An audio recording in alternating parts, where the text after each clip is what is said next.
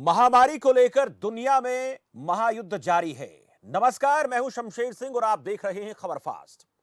Corona के जद में समा रहे देश को बचाने के लिए महातैयारी पर जोर है। जीतने के लिए बैठक कर ब्लूप्रिंट तैयार किए जा रहे हैं ताकि भयावह स्थिति को खत्म कर देश फिर से पटरी पर लौट सके। और आज जीओएम की इस पर महामंथन महाबैठक होनी है।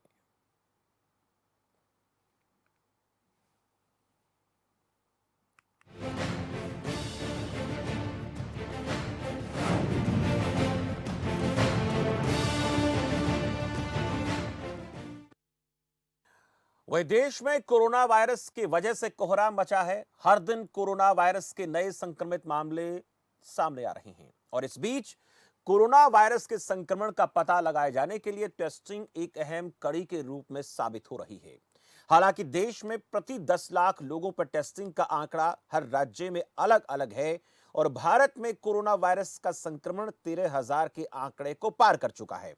वहीं अब तक 400 से ज्यादा लोगों की कोरोना वायरस के चलते मौत हमारे देश में हो चुकी है। वहीं कोरोना से निपटने की तैयारियों को लेकर मंत्री समूह की आज बैठक होनी है, जिसमें महामारी को मात देने का ब्लूप्रिंट तैयार होगा। वहीं आज आरबीआई के गवर्नर ने भी प्रेस कॉन्फ्रेंस कर कहा कि कोरोना संकट के बीच बैंक सभी हालात पर नजर रखे हुए है, कदम कदम पर फैसले लिए जा रहे हैं। कोरोना संकट की वजह से जीडीपी की रफ्तार घटेगी, लेकिन बाद में यह फिर से तेज रफ्तार से दौड़ेगी। यानी यह हौसला दिया है देशवासियों को। रिजर्व बैंक की ओर से बड़ी हाथ देते हुए रिवर्स रेपो रेट में 0.25% की कटौती की गई है और इसी के साथ अब यह 3.75% हो गई है। यानी इस महायुद्ध से लड़ने के लिए महामंथन लगातार जारी है, चाहे वो बैंकिंग सेक्टर की तरफ से किया जा रहा हो, चाहे वो मंत्रिमंडल समूह की तरफ से किया जा रहा हो, या फिर तमाम राज्य सरकारों की तरफ से कोशिश लगातार जारी है। और इस कोशिश में हिंदुस्तान जीतेगा, यह हौसला सभी में नजर आ रहा है। वित्तीय हालात पर आरबीआई ने कहा कि हमारी पूरी नजर है, वित्तीय स्थिति को बिगड़ने नहीं देंगे।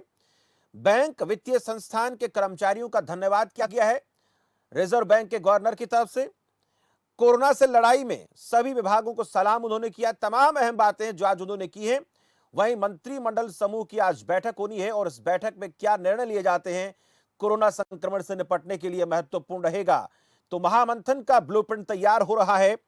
दुनिया में मंदी बड़े स्तर पर फैली है और यह अनुमान लगाया जा रहा है कि दुनिया भर में $9 ट्रिलियन के नुकसान की आशंका है, लेकिन उसके बाद भी गवर्नर ने कहा है कि G20 देशों में हम मजबूत हैं।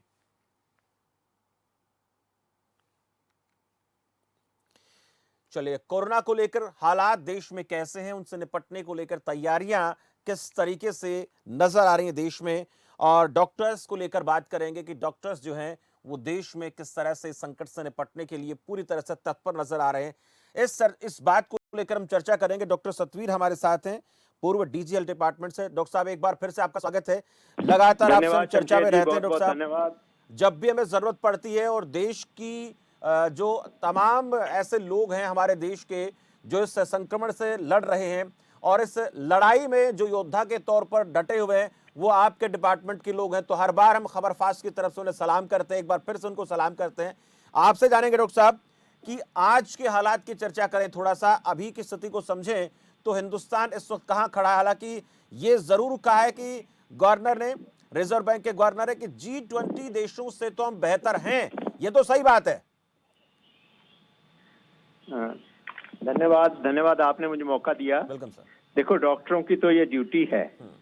डॉक्टर और वकील मुसीबत के टाइम ही पैसे देकर उनको खरीदा जाता है।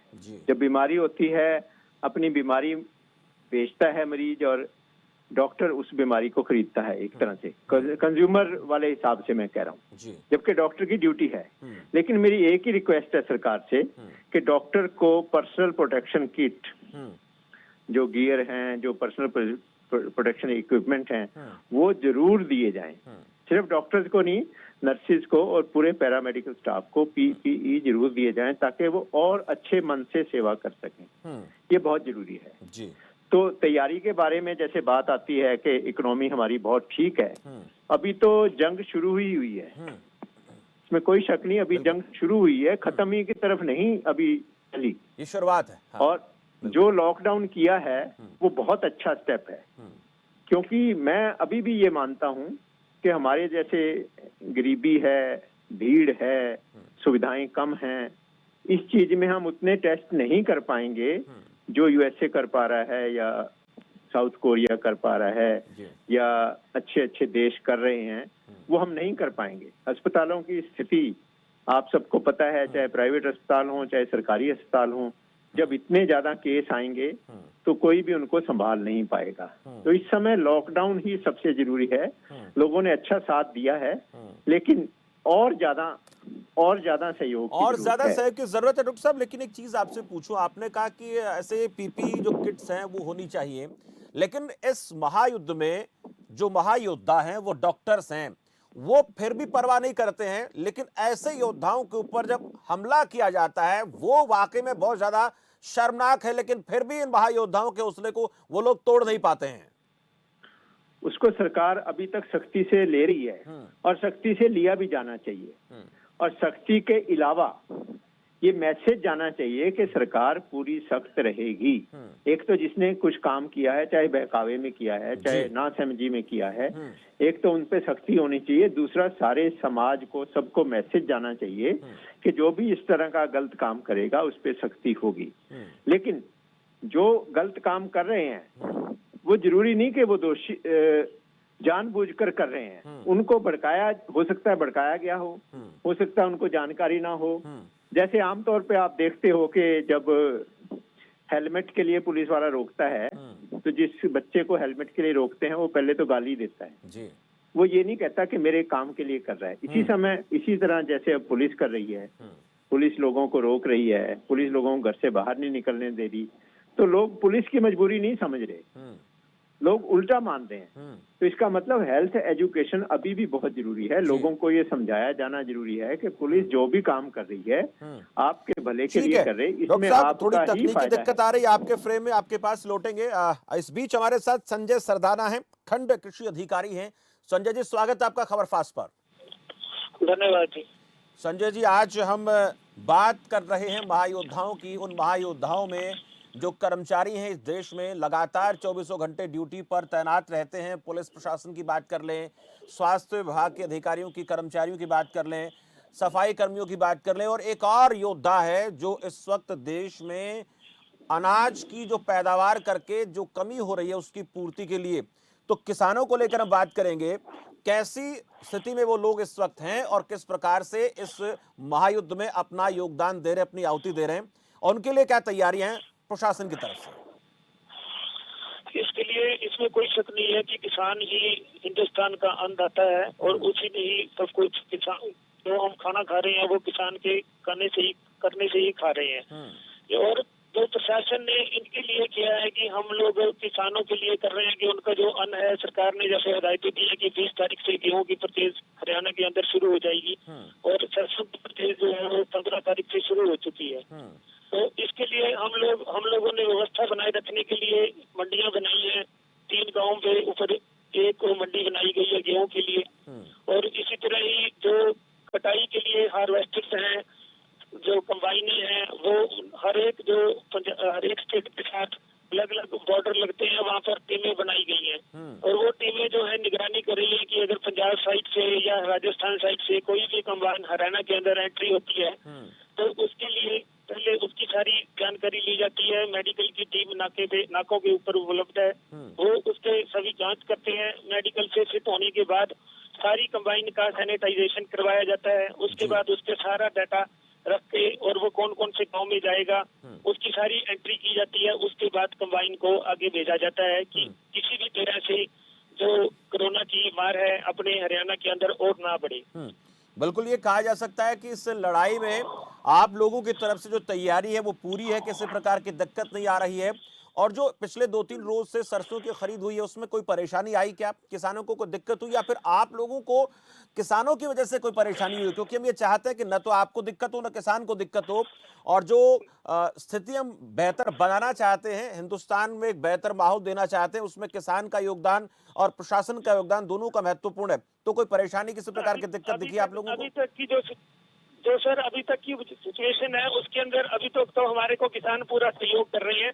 किसानों को जो हम समझा रहे हैं कि आप कंबाइनों को सैनिटाइज एक खेत में काटने के बाद दूसरे खेत में अगर आप कंबाइन को लेके जाते हैं तो आप उसको सैनिटाइज करके लेके जाएं। तो किसान इस बात को समझ रहा है, सरपंचों का भी सहयोग मिल रहा है गाँव में। अभी तक तो हमें किसी भी तरह की दिक्कत महसूस नहीं हो रही है। बिल्कुल, ये बहुत अच्छी बात है कि अब तक जो हालात है वो नियंत्रण में है। डॉक्टर साहब, हालात की बात करेंगे, नियंत्रण में कितने हालात हैं? ज़रूरी ये है कि हालांकि लड़ाई की शुरुआत हुई है, लेकिन कुछ जगहों पर हम देख रहे हैं कि थोड़ी ढील दी जा रही है, लेकिन कुछ जगहों पर बहुत ज़्यादा सख्ताई से जो है काम किया जा रहा है।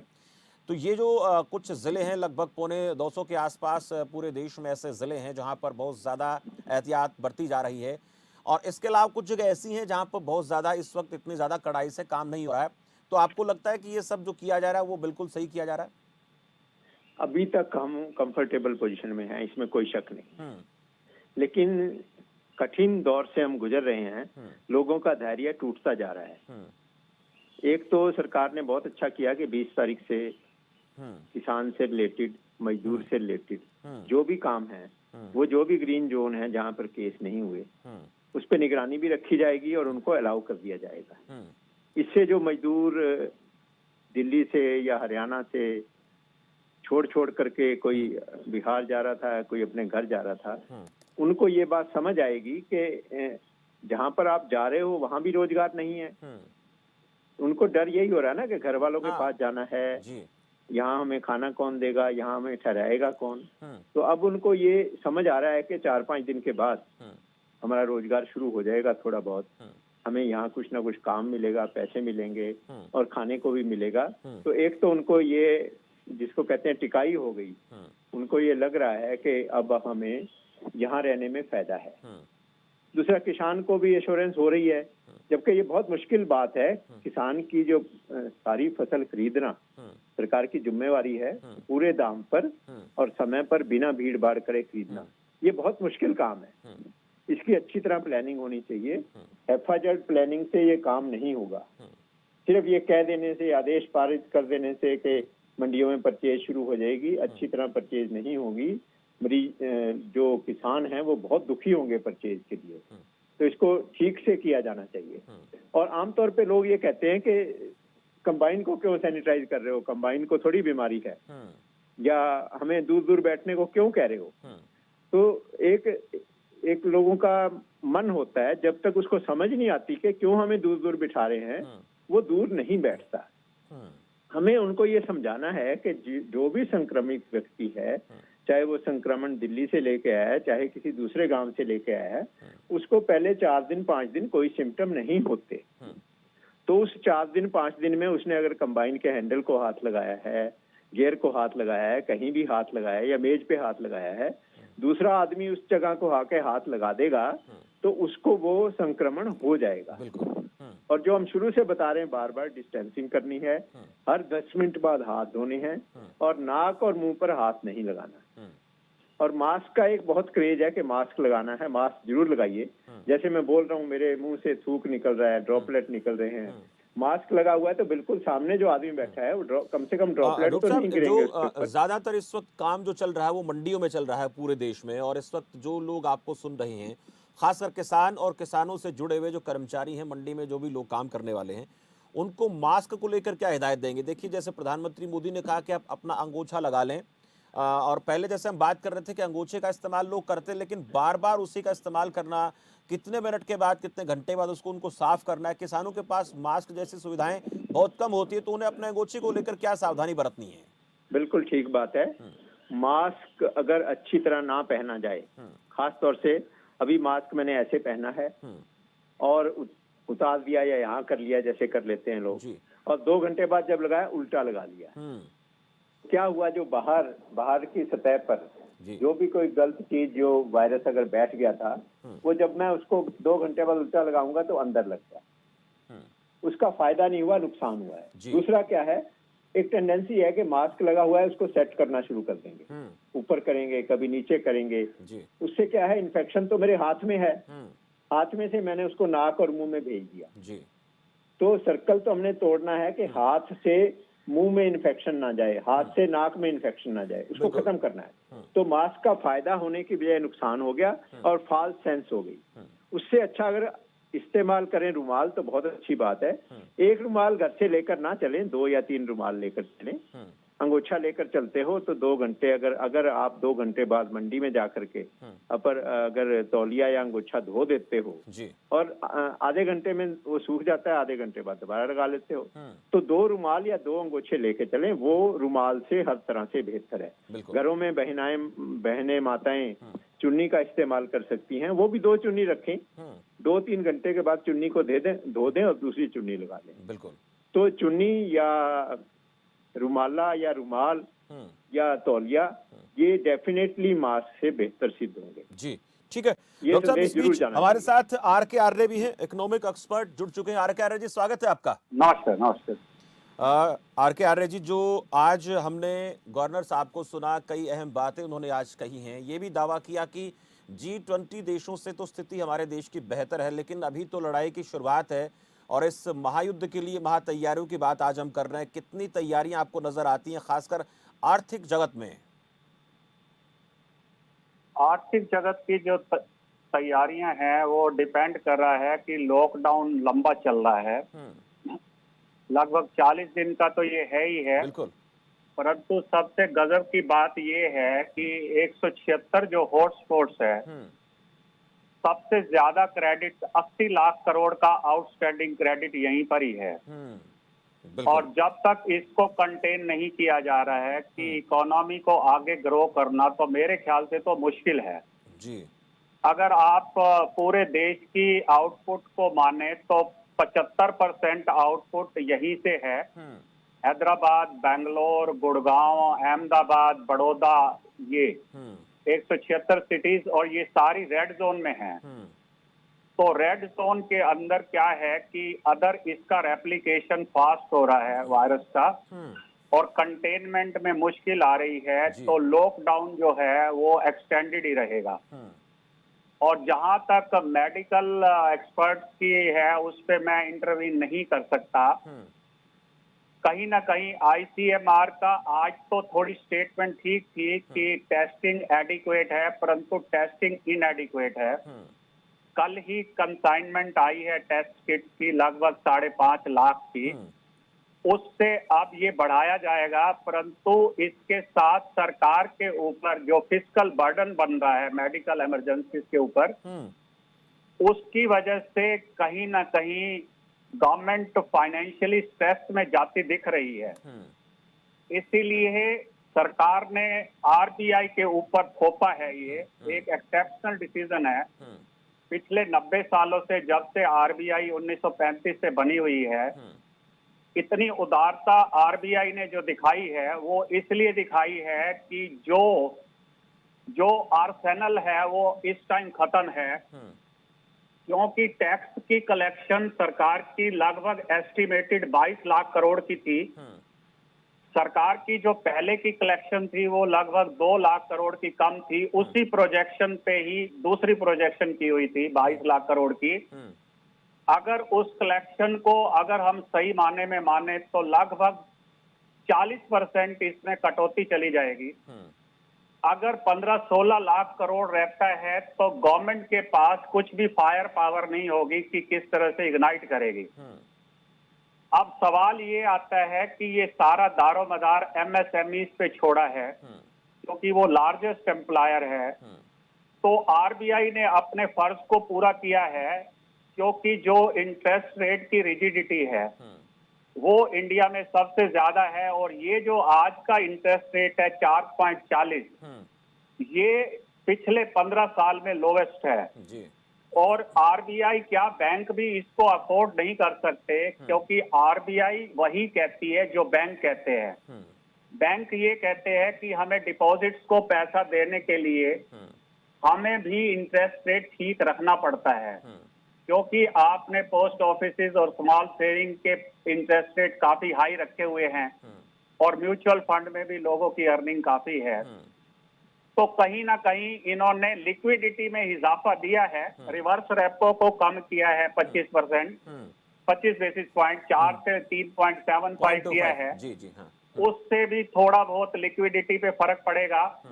नेशनल हाउसिंग बैंक और नाबार्ड और सिडबी को भी रीफाइनेंसिंग 50,000 तक की है, 50,000 करोड़ की जी आरबीआई ने अपनी तरफ से की है। अदरवाइज ये बैंक की गवर्नमेंट की ड्यूटी बनती थी कैपिटलाइज करने की, क्योंकि बॉन्ड मार्केट में स्लम्प है। इन्वेस्टर्स को समझ नहीं आ रही है कि किस तरफ जाना है, कौन सा इंटरेस्ट रेट ठीक रहेगा, और कहीं ना कहीं अगर वो डूबते हैं और रिडेम्पशन में दिक्कत आती है, क्योंकि सबसे पहले लोग लिक्विडिटी देखेंगे जिसमें वो बॉन्ड डाल रहे हैं। अब तक जो इंस्टीट्यूशंस रेस कर रही थी फंड्स, तो उनकी लिक्विडिटी मेंटेन थी, जैसे रूरल इलेक्ट्रिफिकेशन कॉरपोरेशन है, पावर फाइनेंस कॉरपोरेशन है, क्योंकि उसमें गवर्नमेंट का जो रोल है इंफ्रास्ट्रक्चर में वो था, तो इसीलिए interest rate, coupon rate of interest 8-8.5% चल रहा था। परंतु यदि आप ओवरऑल मार्केट रेट को डाउन कर रहे हैं, क्योंकि आरबीआई का जो रेट है वही पब्लिक में ही बॉन्ड मार्केट का रेट होता है, तो कोई भी व्यक्ति इस टाइम 5.5% पे इन्वेस्ट नहीं करना चाहेगा, क्योंकि मार्केट के अंदर स्लम्प है और इन्वेस्टर्स घबराए हुए हैं कि किस तरह से जाएगा। और एक परेशानी जो सबसे ज्यादा बढ़ी हुई है कि एक्सपोर्ट के अंदर जो कंट्रैक्शन है largest in the last 45 years है, 34% की कंट्रैक्शन है। अगर ये कंट्रैक्शन रहती है तो ऑयल इंपोर्ट भी कहीं मुश्किल हो सकता है। अगर ये लॉकडाउन बाय चांस 15% पर चला जाता है, तो अभी जो अनुमान है, मेरा अपना एस्टीमेट है कि इकोनॉमी लगभग 1.9 से 2% तक मार्जिनली ग्रो कर सकती है। अगर ये कंटेनमेंट जोन एक्सपेंड होते हैं इनका लॉकडाउन, तो प्रॉब्लम जो है बहुत ज्यादा होगी। और फिलहाल जो है एमएसएमई के लिए आपके दर्शक भी सुन रहे होंगे, तो जो रीजनेबल बढ़िया वाले एसएमएस हैं उनको मुद्रा से लोन मिलता रहेगा एज यूजुअली, और ये वाले जो वर्किंग कैपिटल का लोन है जिसे कैश क्रेडिट कहते हैं, ये काफी सिंप्लीफाइड हो रहा है, परंतु इनको कहीं ना कहीं अपने एसेट की क्वालिटी से कन्विंस करना पड़ेगा बैंक ऑफिसर को कि हमारी ये है।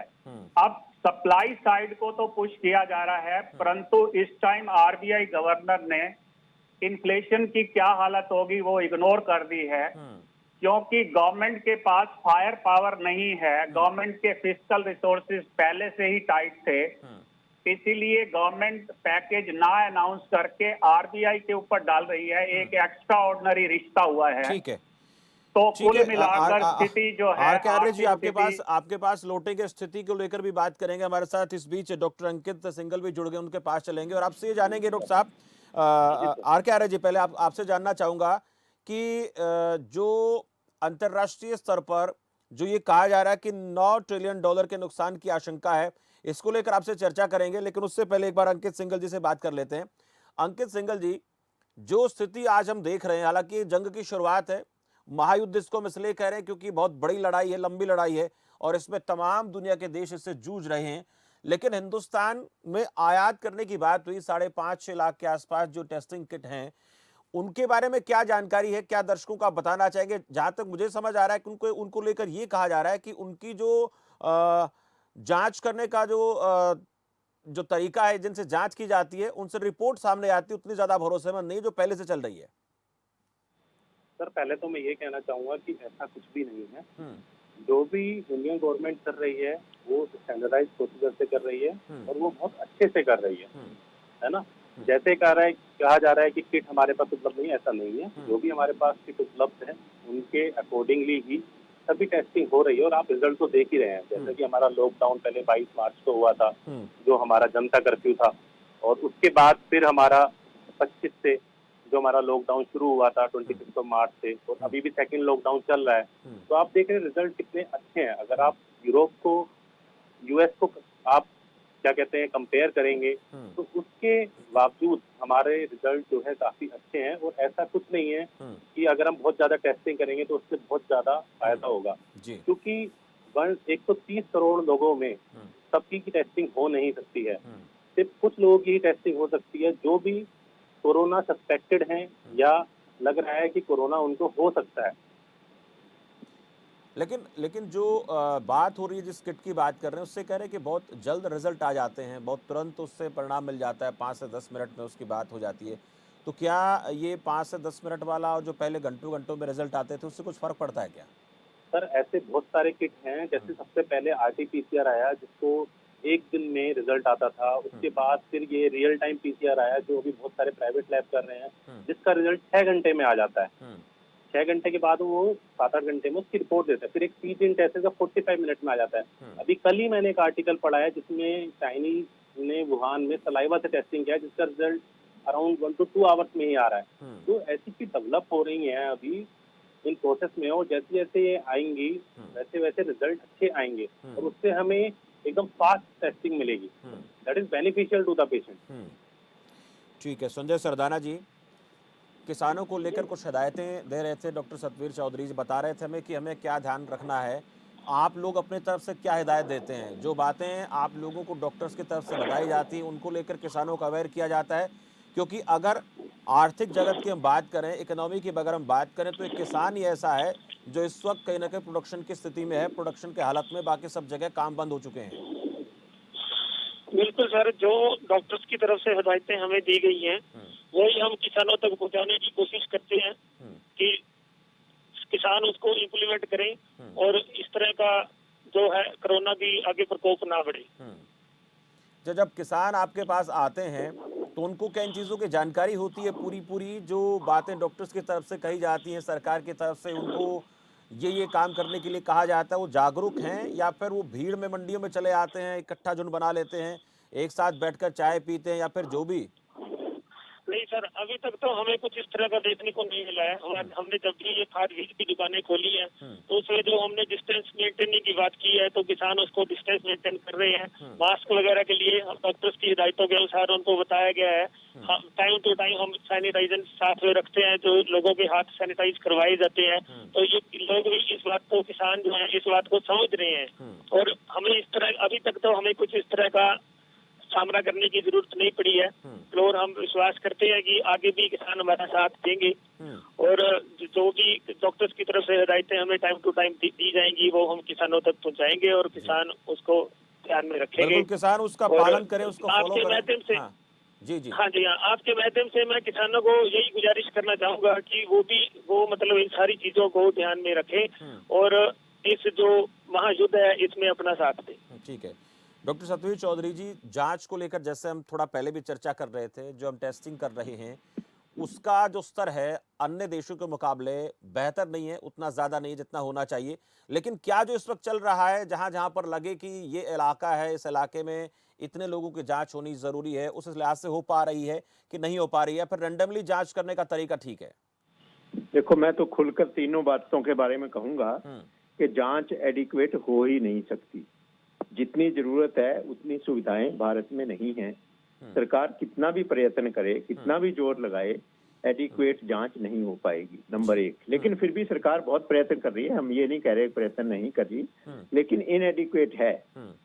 जितनी टेस्ट होने चाहिए, खैर विदेशों में स्पेन में और रशिया में, स्पेन में या रशिया में या अमेरिका में देख लो, और साउथ कोरिया और सिंगापुर की तो बात ही अलग है, उनके मुकाबले में हम बहुत कम टेस्ट कर पा रहे हैं। टेस्ट ज्यादा होने चाहिए, सब मानते हैं, सरकार भी मानती है, लेकिन हमारे पास सुविधाएं नहीं है, फैसिलिटी नहीं है, कई प्रॉब्लम है। वो लॉजिकल बात है, हम पूरे टेस्ट नहीं कर पा रहे। सिमिलरली ट्रेसिंग, अगर हम टेस्टिंग कर लें, ट्रेसिंग कर लें, तो लॉकडाउन की उतनी जरूरत नहीं पड़ेगी। ट्रेसिंग भी हम नहीं कर पा रहे।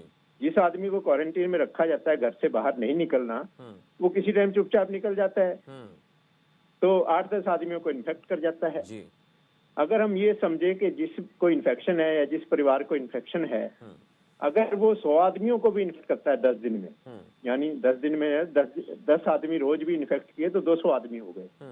तो 200 आदमी को ट्रेस करना कोई आसान काम नहीं है, सरकार के लिए मुश्किल काम है, और कोई बड़ी बात नहीं है एक आदमी 200 आदमियों को इन्फेक्ट कर दे। तो इस तरह से ट्रेसिंग और टेस्टिंग पूरी नहीं हो पाएगी, मुझे ये अंदेशा है, क्योंकि मैं सरकार से बिल्कुल सीधा जुड़ा हुआ नहीं हूँ, इसलिए मैं सच्चाई बोलने में मुझे कोई हर्ज नहीं है। सिमिलरली जैसे संजय सरदाना जी कह रहे थे कि मंडियों में डिस्टेंस मेंटेन किया जा रहा है, चाय की दुकानों पे मेंटेन किया जा रहा है या सब्जी की दुकानों पे मेंटेन किया जा रहा है।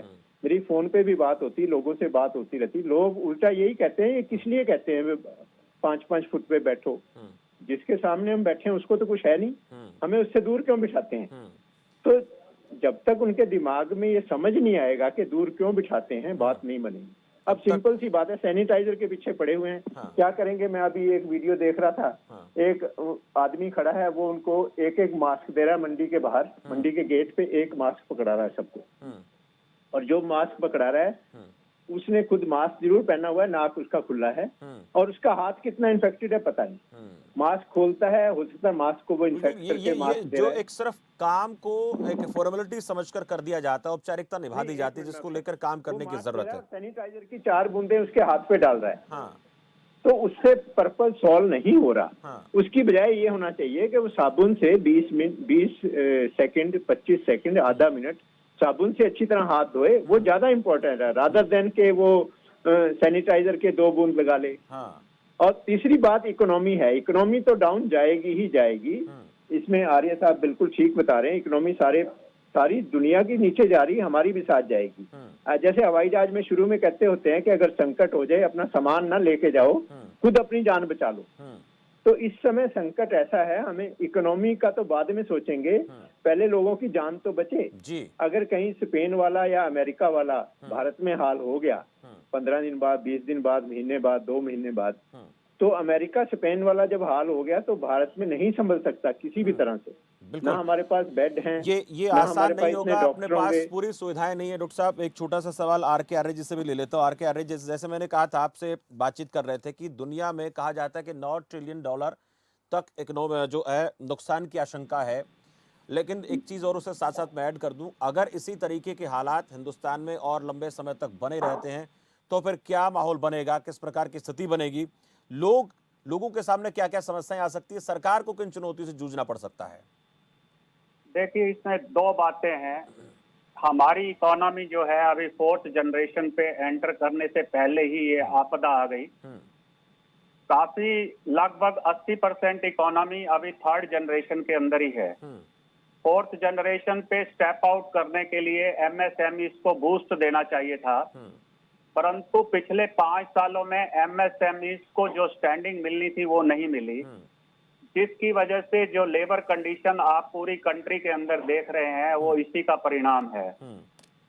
अगर आप कहें कि लार्ज कैप कंपनीज हैं जो हैवी इन्वेस्टेड हैं, उनकी संख्या केवल 5-7% है। अगर सरकार की अपनी पब्लिक सेक्टर कंपनीज को छोड़ दें तब भी उनका शेयर 20-22% बैठता है। और अगर आप एग्रीकल्चर को ले लेते हैं और 20% उसका शेयर है और उसमें वैल्यू एडिशन अगर 7-8% रहते हैं तो 30% इकोनॉमी तो रहेगी स्ट्रॉन्ग।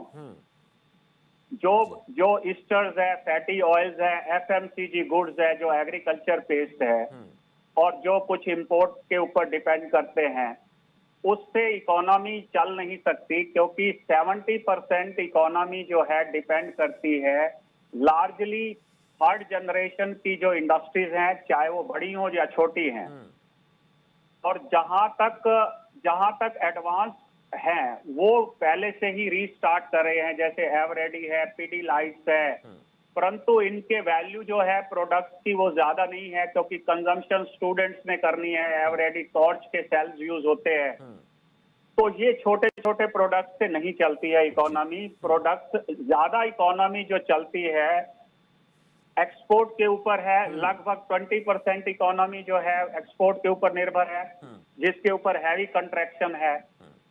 जब तक आप इसको यूं मान लीजिए कि लेबर जब तक लौटेगी नहीं, इकोनॉमी ट्रैक पर नहीं आएगी। हमारे यहाँ बिल्कुल सीधा इंडिकेटर है कि जो फुल एम्प्लॉयमेंट लेवल है हमारे यहाँ 4 से 5% रहता है अनएम्प्लॉयमेंट लेवल, परंतु आपने सीएमआई को देखा होगा कि 8.1% था अनएम्प्लॉयमेंट रेट जब इलेक्शंस पिछले साल में चल रहे थे। जी बिल्कुल। आज का जो अनएम्प्लॉयमेंट रेट है वो 24% है, जबकि इसमें लेबर फोर्स पार्टिसिपेशन रेट भी कम है।